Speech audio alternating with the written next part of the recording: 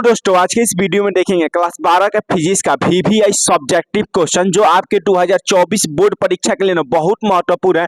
तो आप लोग वीडियो को पूरा लास्ट तक देखिएगा। और इसके पहले ना हम 4 से 5 वो वीडियो बना के डाल चुके हैं, तो चारों 5 वीडियो को आप लोग देख लीजिएगा ना, तो हम 100% की गारंटी दे रहे हैं कि आप लोग का 2 नंबरिया और 5 नंबरिया क्वेश्चन एक भी नहीं छूटेगा फिजिक्स का। तो आप लोग वीडियो को पूरा लास्ट तक देखिएगा। तो देखिए पहला क्वेश्चन कह रहे हैं ना, धातु के कार्यफलन की परिभाषा दे, धातु की कार्यफलन की परिभाषा बताना है। तो देखिए वह न्यूनतम ऊर्जा जो धातु की सतह से इलेक्ट्रॉन को उत्सर्जित करने के लिए आवश्यक हो कार्यफलन कहलाता है। वह न्यूनतम ऊर्जा जो किसी धातु के सतह से इलेक्ट्रॉन को उत्सर्जित करने के लिए जितना ऊर्जा मतलब लगता है उसी को हम लोग धातु का कार्यफलन कहते हैं। यह पदार्थ की प्रकृति पर निर्भर करता है, यह पदार्थ की प्रकृति पर निर्भर करता है। अगला क्वेश्चन कर रहे हैं ना, फोटोन के कौन से गुण होते हैं। देखिए फोटोन के गुण पूछता है हमेशा एग्जाम में, आप लोग क्वेश्चन में निकालिएगा। जितना हम क्वेश्चन करा रहे हैं सब एकदम वीवीआई क्वेश्चन करा रहे हैं। और इसके पहले 4 से 5 को वीडियो बना के डाल चुके हैं, तो चारों 5 वीडियो को आप लोग जाकर पूरा कंप्लीट देख लीजिएगा। और हम 100% की गारंटी दे रहे हैं कि आप लोग का एग्जाम में एक भी क्वेश्चन नहीं छूटेगा। तो देखिए यहाँ पर क्वेश्चन कर रहे हैं ना, फोटोन का गुण बताइए। फोटोन का पहला गुण होता है ना, फोटोन प्रकाश की चाल से चलते हैं। फोटोन होता है ना वह प्रकाश की चाल से चलता है। दूसरा होता है वे संवेग धारण करते हैं जिसकी दिशा गति के दिशा में होती है। फोटोन होते हैं ना वह संवेग धारण करते हैं और इनकी दिशा न गति के दिशा में होती है। और तीसरा गुण कर रहे हैं ना, इनका विराम द्रव्यमान 0 होता है। इनका विराम द्रव्यमान कितना होता है? 0 होता है। रेस्ट मास बोलते हैं जिसको, उसका विराम द्रव्यमान कितना होता है? 0 होता है। अगला कर रहे हैं ये कण की भांति अनुक्रिया करते हैं, यह कण की भांति अनुक्रिया करते हैं। तो आप लोग ने जल्दी जल्दी से चैनल को सब्सक्राइब कर लीजिए, क्योंकि फिजिक्स केमिस्ट्री और बायोलॉजी तीनों का आप लोग का पूरा एकदम वीवीआई क्वेश्चन आप लोग का ना प्ले लिस्ट में आप लोग जाइएगा ना, तो क्लास 12 का केमिस्ट्री खोलिएगा तो वहां से आप लोग का पूरा एकदम वीवीआई सब्जेक्टिव क्वेश्चन मिल जाएगा, एकदम हाथ से लिखा हुआ पूरा। देखिए अगला क्वेश्चन कर रहा है ना, निरोध विभव की परिभाषा लिखे। निरोध विभव की परिभाषा लिखना है। तो देखिए प्रकाश विद्युत प्रभाव के कारण उत्पन्न धारा को रोक देने मात्रा के लिए प्रकाश विद्युत ट्यूब के आरे आरोपित विभवांतर निरोध विभव कहलाता है। देखिए निरोधी विभव होता है ना, प्रकाश के मतलब क्या करता है? धारा को रोक देता है, इसी को हम लोग निरोधी विभव बोलते हैं। मतलब प्रकाश विद्युत प्रभाव के कारण उत्पन्न धारा को रोक देने वाले को हम लोग निरोधी विभव कहते हैं। किसको कहते हैं? प्रकाश विद्युत प्रभाव के कारण उत्पन्न धारा को रोक देने वाले एक प्रकाश विद्युत ट्यूब के आरे आरोपित विभवांतर को हम लोग निरोध विभव कहते हैं। अगला क्वेश्चन कर रहे हैं ना, रासायनिक उत्सर्जन की प्रक्रिया किस धातु सतह पर क्यों घटती है? रासायनिक उत्सर्जन की प्रक्रिया सिर्फ धातु की सतह पर क्यों घटती है?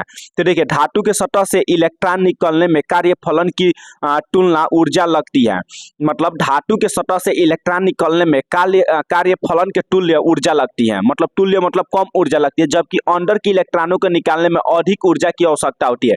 देखिए धातु के सतह से ना मतलब ऊर्जा इलेक्ट्रॉन निकालने के लिए कम ऊर्जा लगती है, लेकिन अंदर के इलेक्ट्रॉन को निकालने के लिए ज्यादा ऊर्जा की आवश्यकता होती है। तो अतः धातु के सतह पर उत्सर्जन की क्रिया घटती है। तो क्या होता है? धातु के सतह पर जो होता है उत्सर्जन की क्रिया वह घटता है। अगला क्वेश्चन कह रहे हैं ना, अगला क्वेश्चन देखिएगा इलेक्ट्रोस्टैटिक का क्वेश्चन है, एकदम वीवीआई क्वेश्चन है। कह रहा है विद्युत आवेश का क्वांटम ESU मात्रक में होता है। विद्युत आवेश का क्वांटम ESU मात्रक में होता है। तो कितना होता है? 4.78 गुणे 10 के पावर -10 होता है। कितना होता है? 4.78 गुणे 10 के पावर -10 होता है। अगला क्वेश्चन कह रहे हैं ना, स्थिर विद्युतीय क्षेत्र होता है। स्थिर विद्युतीय क्षेत्र क्या होता है? तो स्थिर विद्युतीय क्षेत्र ना संरक्षी होता है। क्या होता है? संरक्षी होता है। अगला क्वेश्चन कर रहे हैं ना, कूलम्ब नियम की सीमाएं लिखे। कूलम्ब के नियम के सीमा को बताना है। तो देखिए कूलम्ब के नियम के निम्नलिखित सीमा होता है। पहला नो, यह नियम केवल बिंदु आवेश के लिए सत्य है। यह नियम केवल बिंदु आवेश के लिए मतलब सही है। दूसरा कह रहे हैं ना, यह नियम स्थिर आवेशों के लिए लागू होता है। यह नियम स्थिर आवेश के लिए लागू होता है। और तीसरा कह रहे हैं ना, यह नियम 10 के पावर -14 मीटर से कम दूरी के लिए लागू नहीं होता है। मतलब 10 के पावर -14 मीटर से कम दूरी के लिए नहीं लागू होता है। इससे अधिक दूरी रहेगा ना तभी लागू होगा कूलम्ब का नियम। देखिए आप लोग का जितना हम क्वेश्चन कराए ना, आप लोग क्वेश्चन में निकालिए ना, सब क्वेश्चन लगे कि हाँ एग्जाम में सब क्वेश्चन पूछा है, यहीं से सब क्वेश्चन पूछा है। तो आप लोग ना वीडियो को ना 4 से 5 वीडियो के पहले डाल चुके हैं, तो चारों 5 वीडियो को आप लोग जाकर पूरा लास्ट तक देख लीजिएगा। क्वेश्चन कर रहा है विद्युतीय क्षेत्र के लिए अध्यारोपण का सिद्धांत लिखे। विद्युतीय क्षेत्र के लिए अध्यारोपण का सिद्धांत 5 नंबर यह क्वेश्चन में पूछता है। तो देखिएगा बहुत सारे आवेशों के कारण किसी बिंदु पर उत्पन्न नेट तीव्रता का मान प्रत्येक आवेश के द्वारा उस बिंदु पर उत्पन्न अलग अलग आवेशों के सदिशीय योग के बराबर होता है। मतलब बहुत सारे आवेश के कारण किसी बिंदु पर उत्पन्न तीव्रता का मान प्रत्येक आवेशों के द्वारा उस बिंदु पर अलग अलग आवेशों के सदिशीय योग के बराबर होता है। देखिएगा, मतलब यदि Q पर इन आवेशों के कारण विद्युतीय बल क्रमशः F1 F2 F3, देखिए Q आवेश हो गया, इस पर हम लोग विद्युतीय बल F1 F2 F3 तो इन आवेशों का क्रियाशील बल होता है। देखिए जब इस पर आरोपित करते हैं ना, किसी आवेश पर विद्युतीय बल क्रमशः F1 F2 F3 आवेशित करते हैं, आरोपित करते हैं, तो ये टोटल हो जाता है ना, ये F नेट हो जाता है। F नेट मतलब टोटल बल हो जाएगा F1 plus F2 plus F3 plus F4। यही होता है आध्यारोपण का सिद्धांत होता है।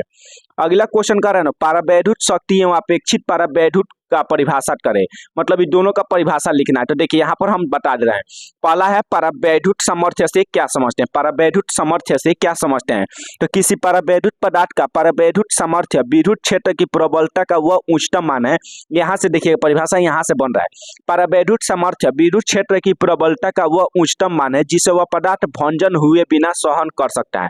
परावैद्युत सामर्थ्य न विद्युत क्षेत्र की प्रबलता का वह उच्चतम मान है जिस पर वह पदार्थ का होता है बिना भंजन हुए सहन कर लेता है, बिना भंजन हुए सहन कर सकता है।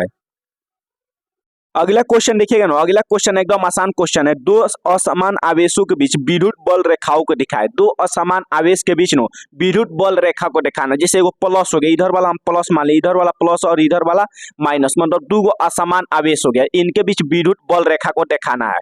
तो देखिए पॉजिटिव चार्ज से इलेक्ट्रिक फील्ड लाइन बाहर की ओर निकलती है, जबकि निगेटिव चार्ज से लाइन अंदर की ओर प्रवेश करती है।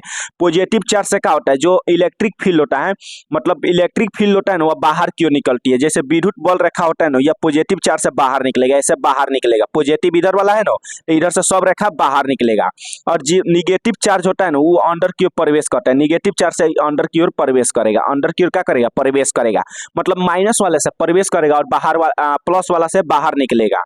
तो आप लोग इतना कोई याद रखिएगा, परीक्षा में अगर पूछेगा 2 नंबर में तो आसानी से प्लस एक बगल माइनस मान के आप माइनस वाले से आएगा, प्लस वाले से जाएगा, बाहर निकलेगा। अगला क्वेश्चन कर रहे ना, विद्युत आवेश क्या है, इसके 2 गुण को लिखिए। विद्युत आवेश क्या है, इसके 2 गुण को लिखना है। तो सुनिएगा, विद्युत आवेश वह भौतिक राशि है जिसके कारण पदार्थ में विद्युत तथा उससे संबंधित प्रभाव उत्पन्न होते हैं। विद्युत आवेश वह भौतिक राशि है जिसके कारण पदार्थ में विद्युत तथा उससे संबंधित प्रभाव उत्पन्न होता है, उसी को हम लोग विद्युत आवेश बोलते हैं। इसके 2 गुण निम्नलिखित है। पहला गुण होता है ना, आवेश योगात्मक होता है और दूसरा आवेश संरक्षित होता है। पहला होता है कि आवेश योगात्मक होता है और दूसरा आवेश संरक्षित होता है। अगला क्वेश्चन आप लोग देखिएगा ना, अगला क्वेश्चन आप लोग का यहीं तक पूरा क्वेश्चन है, तो इतना आप लोग देख लीजिएगा। और इसके पहले 4 से 5 वीडियो हम डाल चुके हैं, तो वहां से आप लोग जाकर पूरा कंप्लीट वीडियो को देख लीजिएगा। और हम 100% की गारंटी दे रहे हैं ना कि आप लोग का एग्जाम में एक भी 2 नंबर या क्वेश्चन नहीं छूटेगा। तो और आप लोग ना चैनल को सब्सक्राइब कर लीजिएगा, और केमिस्ट्री और बायोलॉजी का वीडियो हम डाल देंगे कि आप लोग का एग्जाम में मतलब कोई क्वेश्चन न छूटे।